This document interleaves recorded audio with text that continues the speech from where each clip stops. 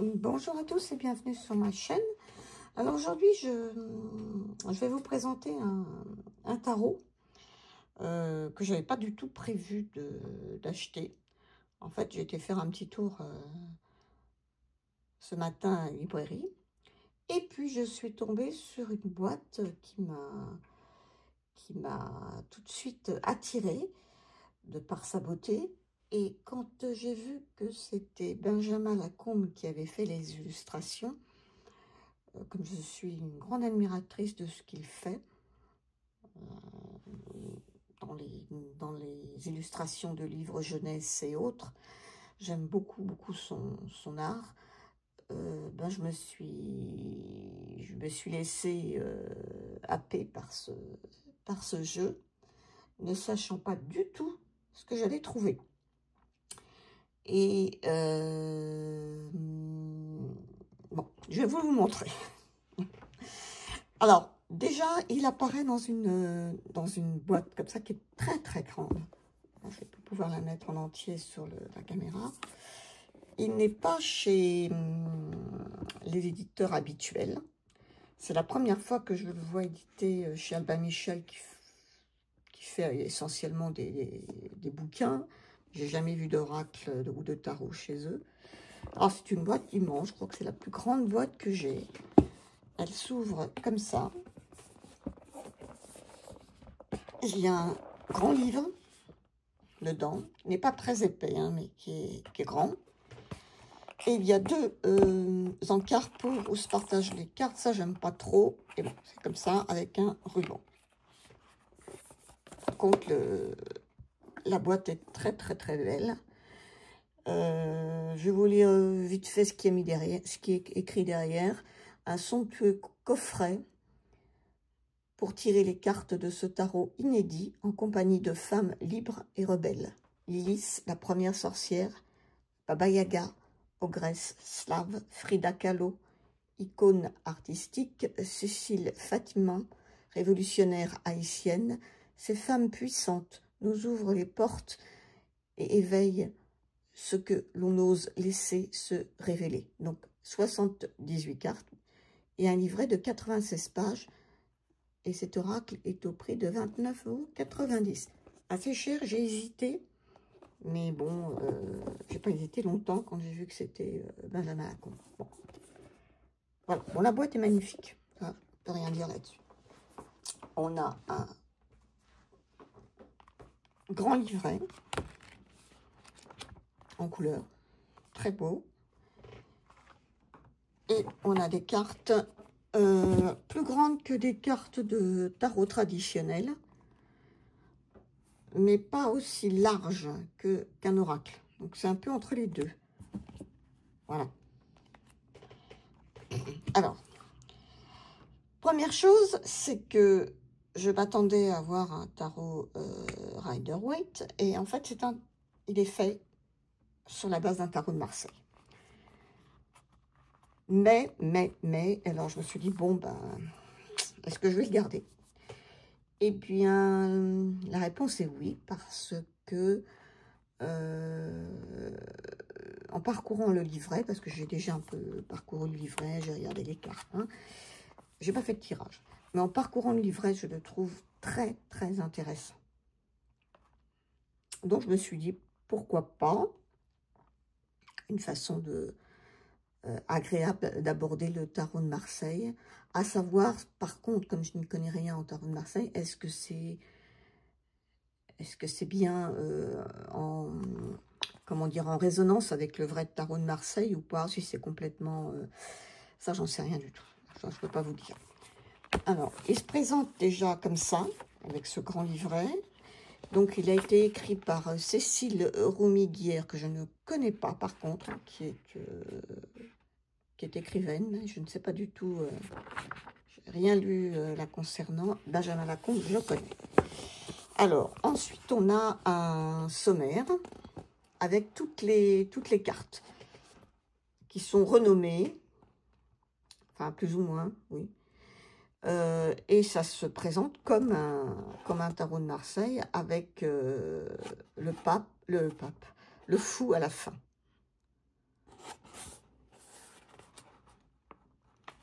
commence par le battleur.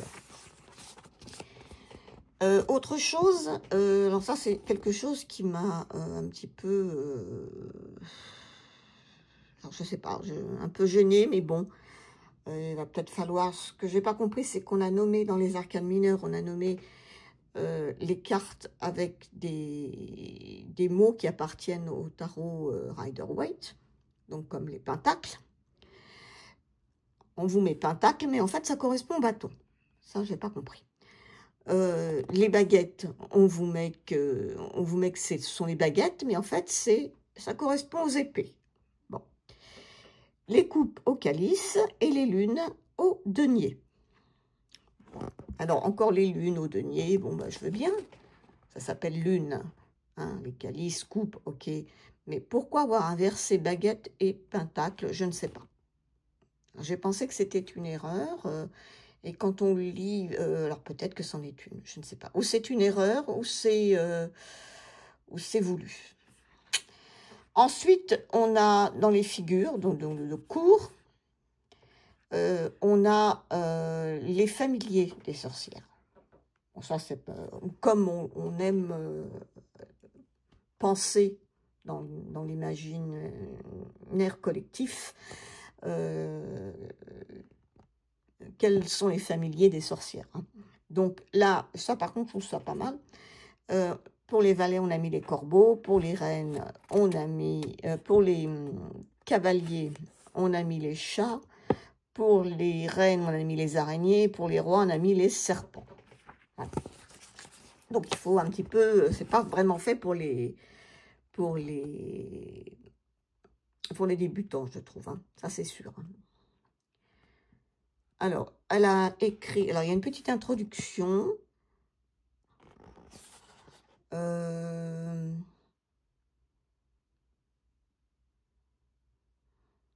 Alors, elle a fait... Ah oui, elle a écrit... Je vais vous lire ce qu'elle a écrit. Pourquoi créer un jeu de tarot aujourd'hui? L'idée est née à l'apparition des sorcières, un livre que j'ai écrit, que Benjamin Lacombe a initié, suivi et illustré. Ces sorcières, femmes puissantes et rebelles, liées à la nature et aux autres, m'ont toujours fascinée. Et si à travers ces cartes, elles nous soufflaient à l'oreille quelques pensées et nous entr'ouvraient un champ d'intuition. Si elles semaient quelques galets pour esquisser des chemins tout en nous laissant libres de les emprunter. Face au chaos des profonds changements qui secouent nos sociétés, la nécessité de ces voix qui murmurent et apaisent m'a semblé une évidence. C'est en toute sororité et en leur rendant hommage que j'écris ce livret, en te tutoyant et au féminin comme il se doit. Quel que soit ton genre, les sorcières t'accueillent sous leur aile. Voilà. Cécile Romiger. Voilà. Alors, ensuite, elle nous fait un petit peu d'histoire et de vocabulaire sur le tarot. Et elle nous parle essentiellement du tarot de Marseille. Après, elle nous dit, alors pour commencer, elle nous parle du tarot, comment jouer. Elle utilise vraiment le mot jouer. Bon, des petits conseils, des petits tirages, des cartes en duo, des cartes seules. Elle nous dit aussi qu'on peut séparer les arcanes majeures des arcanes mineurs, de faire un tirage qu'avec les majeurs et d'affiner, si je puis dire, les tirages avec les mineurs. Et ensuite, on en vient aux cartes. Donc là, ça commence avec une carte en couleur. Il n'y a pas le nom, en fait. Là, c'est Istrio, c'est-à-dire Lilith. Et c'est la carte, donc, une, c'est le battleur. On commence par le battleur puisque c'est un Marseille. Elle nous parle de Lilith, de son histoire, de son portrait. Le livre est très bien fait. Et ensuite de la lame. Tout en nous racontant l'histoire de cette sorcière, on a aussi des petits sigles là qui nous servent de guidance à chaque fois. Donc on peut très bien lire une fois pour toutes ce qu'on nous dit sur la sorcière en question et après se contenter de juste pour aller plus vite et d'avoir une guidance plus directe, si je puis dire. Les petits textes qui sont uniquement avec ce petit sigle. Et ici, on a les mots-clés. Quelques mots-clés. Et c'est comme ça pour toutes les cartes. Et après, on a les arcanes mineurs qui ne sont pas du tout... Alors, on a les figures et les arcanes mineurs qui, elles, ne sont pas du tout illustrées. Et il y a très peu de texte. Mais qui va droit au but, au moins.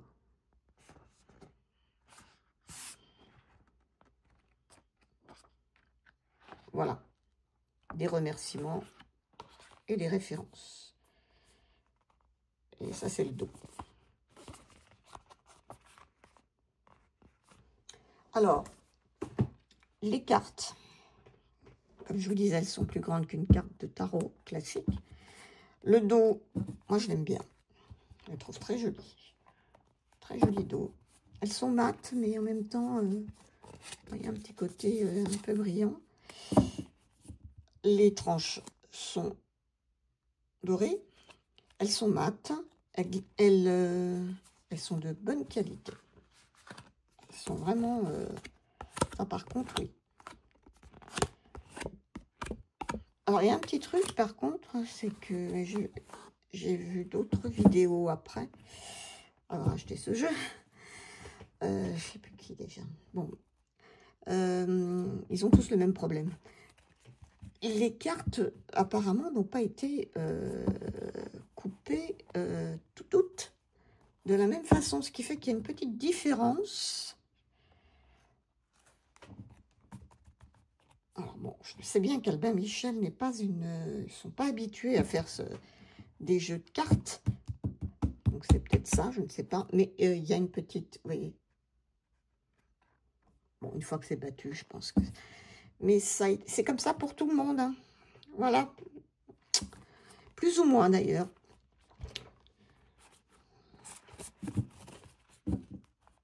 Alors, on va commencer. Par contre, les illustrations, vous allez voir, elles sont magnifiques. Moi, rien que pour ça. Donc là, c'est la carte du battleur. Je vous lirai on tirera une carte des majeurs et des mineurs pour que vous voyez un peu. Voilà. Elles sont très lisses, elles sont mates, elles sont magnifiques. Et les illustrations, bah, moi j'aime beaucoup. Alors il y a des symboles, hein. Il y a les symboles du battleur. Alors après, il y en a d'autres, ils ne sont pas expliqués dans le livre, donc je ne sais pas trop. J'avoue que là, il faudrait faire des recherches à ce niveau-là, je pense. Donc là,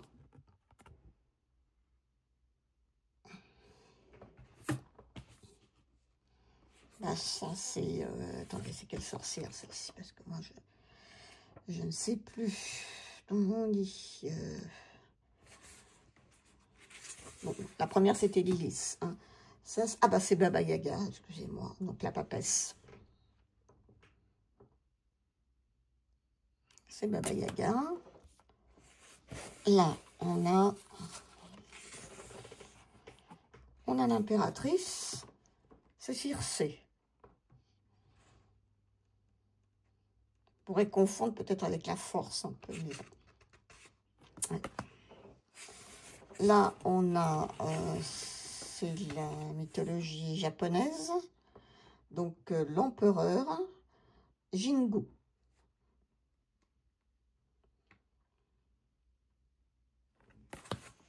Je vais mettre le paquet là, ce sera mieux.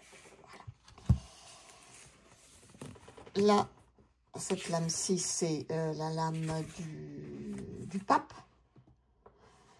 Là, c'est pas... Alors, apparemment, là, c'est pas du tout une sorcière en particulier. C'est le grimoire. D'ailleurs, elle tient dans sa main ce grimoire.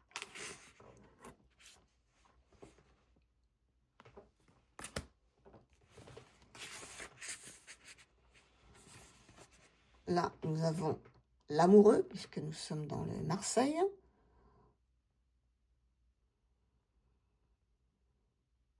Alors, c'est un personnage qui s'appelle Maria Sorguin. Chorguin, pardon. C'est dans la mythologie des Pays Basques. Des Pays Basques. Donc, c'était une fille de paysanne et de baleinier. Alors, on vous raconte toute son histoire. Ça, je trouve ça super intéressant, par contre. Là, on a le chariot, ce qu'on appelle l'arbre œil. Alors ça, c'est... Pareil, on vous explique. Hein. C'est un album qui a été fait par Benjamin Lacombe. Et c'est toute une histoire. Bon, voilà. Là, on a la justice avec l'Ekusa. C'est une sorcière du Mexique.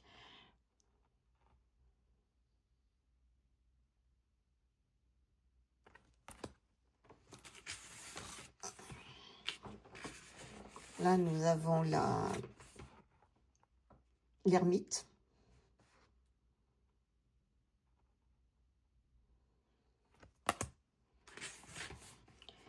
Ici, la roue de fortune avec l'Ouroboros.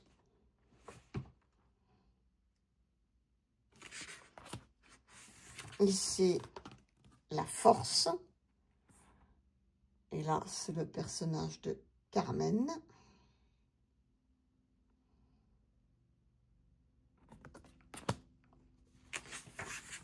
Ici, ce n'est pas la lune, hein, c'est le pendu. Également en lien avec une histoire de Benjamin Lacombe qui vous est racontée.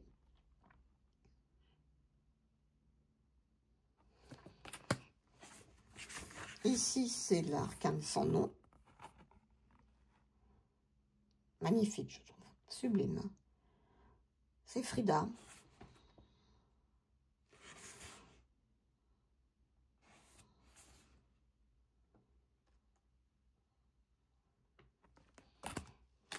Ici, nous avons la tempérance. C'est Kyoto. Non, Kyoko, pardon.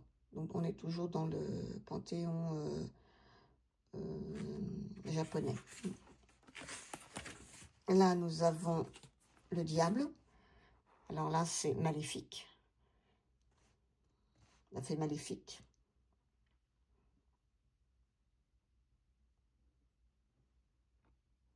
Ah, il y a des petits signes partout, là. C'est vrai que ça, c'est pas expliqué.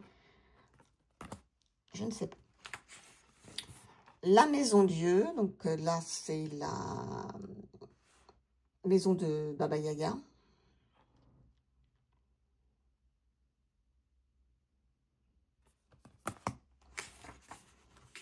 Ici, nous avons l'étoile. Là, nous sommes avec Viviane, Dame du Lac. Très belle aussi.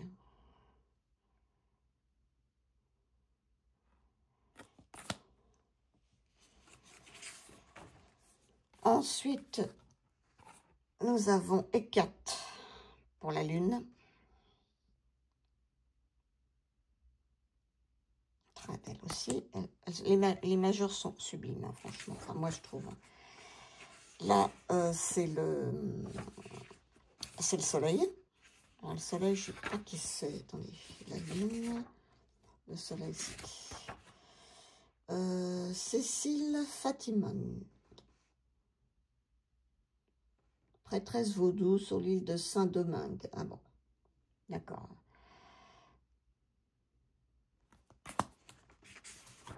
Ici, nous avons le jugement. Là, c'est apparemment Frida, mais qui est enfant.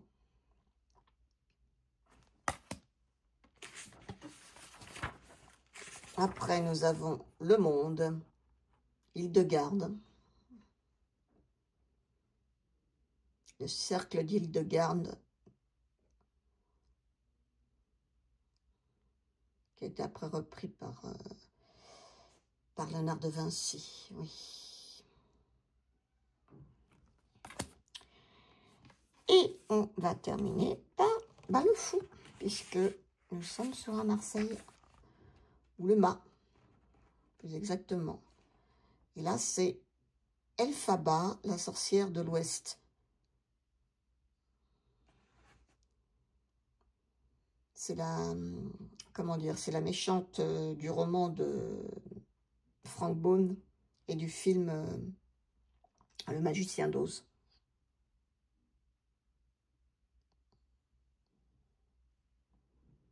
Voilà. Et ensuite, on a les lames, donc, des arcanes mineurs. Alors, je vais prendre... Je vais y passer très vite fait, parce que là, ça n'a pas vraiment un intérêt fou, hein, vu qu'elles sont... ça, c'est les... Là, on est sur les lunes. Donc, comme je disais, les lunes, c'est... les deniers. Bon. Avec les cartes de cours. Donc, le corbeau, l'araignée, le serpent, le chat. Et après, on a bon, le 2, le 3, le 4. Hein, tout est pareil jusqu'à la fin, puisque c'est un Marseille. Après, nous avons les bâtons. Alors, attendez, je vais les prendre. Alors, qui pour eux sont...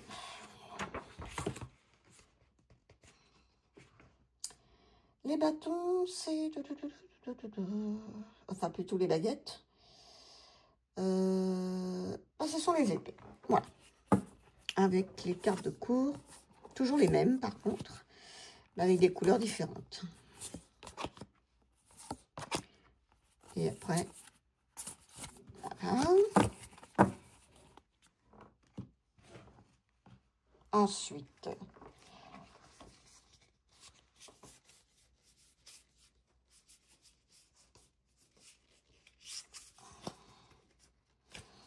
Alors, là, ce sont les pentacles qui sont...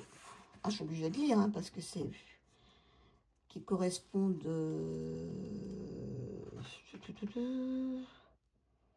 Bah, les pentacles, c'est pour les bâtons. Voilà, donc effectivement, les cartes de cours.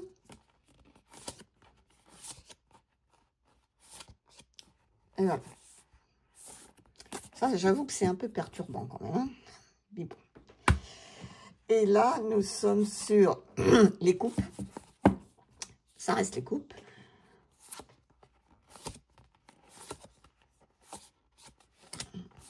La série des coupes, je la trouve magnifique par contre. Les autres, moyens. Mais celle-ci, par contre, je les trouve très belles. Donc ce rouge, j'aime beaucoup. Voilà. Et ben voilà, pour ce tarot. Alors, ce que je vais faire, je vais mélanger les majeurs. Je vais faire un peu comme ils disent, enfin comme ils disent, comme on pourrait faire. Elles sont grandes, hein. J'ai du mal à les prendre dans ce sens-là. Bon, enfin, on va quand même essayer. Et on va prendre une arcane majeure et je vais vous la lire. Vous voyez un peu les messages qui sont donnés dans le livre. Est-ce que ce sont des... Ah non, je me suis trompée. Oh là là, je commence déjà à faire n'importe quoi. C'est pas le bon paquet. Ah. Alors, excusez-moi. Je recommence. Voilà, les arcanes, elles se mélangent bien. Mais elles sont grandes. Hein. Je suis obligée, hélas, de les faire dans ce sens-là. J'y arrive pas dans le sens. Elles sont grandes, mais pas larges.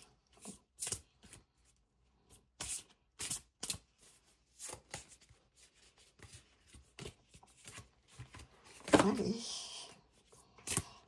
On mélange bien.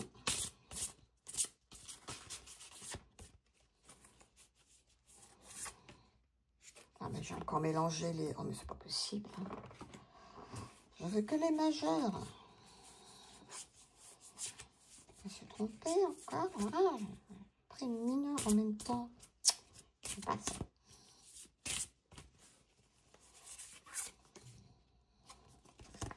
On en a marre, hein. Allez. Là, c'est bon, c'est mon compte. Excusez-moi.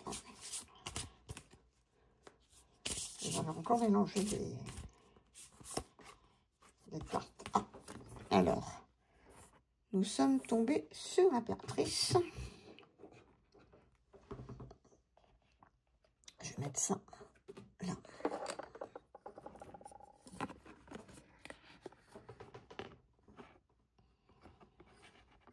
Et je vais vous lire la carte. Donc, voyons voir. L'impératrice, c'est Circé. Voilà.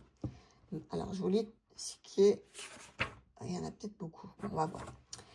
Marqué du chiffre 3, la lame de Circé est celle de l'impératrice. Le 3, alors on parle un peu de numérologie aussi. Hein. Le 3 ouvre au-delà de la dualité côté couple. Circé n'est pas fidèle, on le sait. Elle est celle qui transforme, métamorphose, celle qui laisse éclater ses passions et celle qui protège aussi la mère nourricière qui parfois peut étouffer. Fille du roi Hélios, dieu du soleil, et de l'océanide Perséis, Circé, l'oiseau de proie, est une femme d'une beauté redoutable, au fabuleux don de magicienne. Faire descendre les étoiles du ciel, transformer ses rivales en monstres. Quand Ulysse accoste sur son île, Circé métamorphose ses compagnons en porcs. Ulysse, lui, protégé par Hermès, reste humain et tombe amoureux de la magicienne. Femme fatale ou vulnérable, tout le charme, toute la force de Circé tient dans son ambiguïté. Elle est libre de ses choix, de ses amours. Cela suffit à faire peur aux hommes. Alors, son portrait, bon, là, je vais passer. On nous décrit la carte.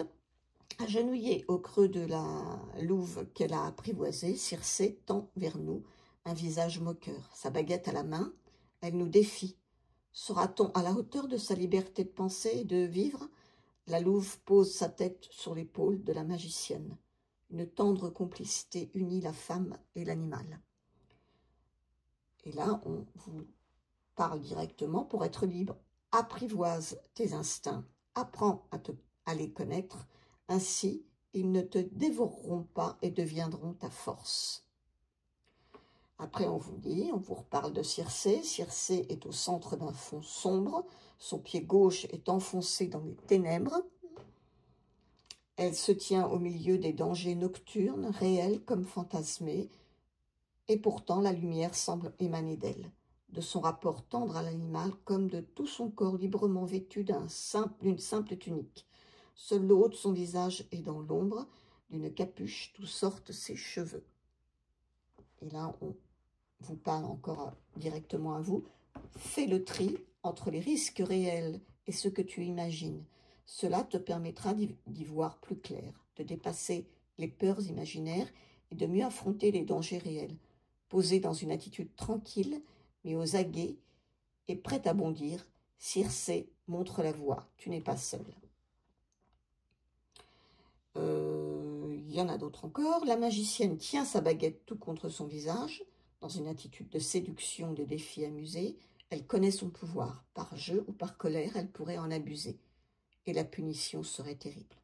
Connais-tu tes limites? Ne te laisse pas déborder par l'impulsivité. Tu pourrais blesser les autres sans le vouloir. Après, il y en a encore. J'ai peur de vous saouler un peu, mais enfin, on va aller au bout pour vous montrer que c'est quand même très riche. Hein. De simples médaillons en ceinture et en attache de sa cagoule, Circé n'a guère besoin d'artifice. Elle vit isolée sur une île au soleil. Pas besoin d'artifice, pas de tenue de représentation à porter. Cet or souligne son côté de séductrice, de femme qui aime plaire aux autres et à elle-même. Mais elle n'en perd pas de vue, excusez-moi, l'essentiel, c'est-à-dire la liberté. Ses sandales sont faites pour courir jouir de la vie, de la nature. Et là, on vous dit de prends soin de toi. Personne mieux que toi ne saura ce qui te convient. Ne te perds pas dans des postures et des façons d'être à la mode qui t'entraveraient. Tu peux te transformer et t'amuser et prendre les aspects qui te plaisent tout en restant toi-même. Reine de la métamorphose, Circé est aussi une grande spécialiste des plantes. Elle a appris à les connaître, à s'en servir, son pouvoir tient à son savoir. On vous dit, travaille les domaines qui t'intéressent jusqu'à en faire des forces.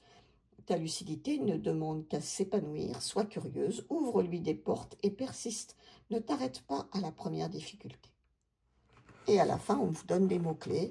Métamorphose, pouvoir, travail, beauté, liberté, sensualité, séduction, indépendance, punition, impulsion, générosité, mépris, intelligence et ténacité. Voilà, vous voyez que c'est riche. Mais ça, c'est pour les majeurs. Pour ce qui est des mineurs, c'est pas pareil. Donc, c'est pour ça que je me suis permis de vous lire le texte en entier. Parce que le reste, il n'y a pas grand-chose. Donc, on va tirer une carte, une mineure, pour l'associer avec.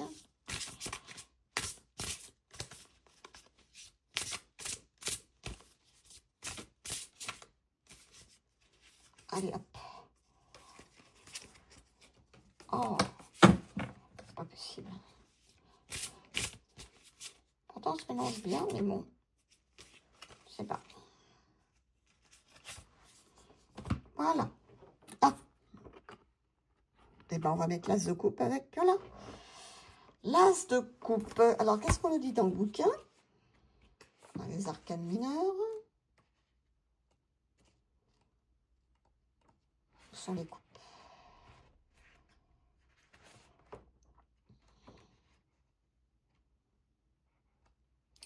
Voilà, l'as de coupe. Les calices. L'as de coupe. Tu es au début d'une histoire amoureuse ou d'une amitié. Si c'est un premier amour, ne redoute pas ton inexpérience, mais écoute-toi. Et ne suis l'autre que si ce qu'on te demande te convient. Consentir, c'est être en accord avec ce que tu acceptes. Sinon, vis cette rencontre sans entrave. Mais sache que tout est possible. L'amour fou, une aventure légère ou stable, comme un début de relation toxique qui ne peut tourner en haine. Voilà.